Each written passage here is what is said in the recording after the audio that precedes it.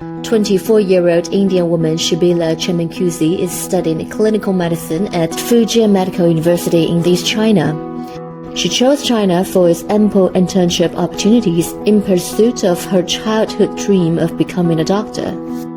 Since my childhood, MBBS was my passion, to cure people, to heal their the pain and difficulties. So it gave me happiness. So that's why I choose my profession as MBBS. China has an excellent education system and more expertise professional doctors. Fujian Medical University is one of the universities authorized by the Chinese government to offer an undergraduate clinical medicine program taught in English. Chemenkuzi was quite excited about her internship in hospital. I got a lot of interest in surgery, so most of the time I will ask my teachers, can I have an opportunity to do a surgery or to assist?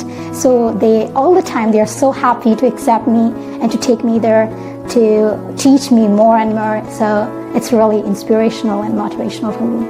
Beyond her aspirations in the medical field, Chemenkuzi envisions herself as a bridge of friendship between China and India, fostering mutual understanding and cooperation.